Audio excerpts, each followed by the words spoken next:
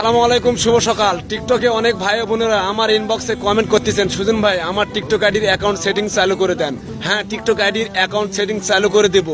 যাদের টিকটক থেকে টাকা ইনকাম করার লোভ আছে বা টিকটক থেকে টাকা ইনকাম করতে চান তারা আমার সাথে যোগাযোগ করবেন না।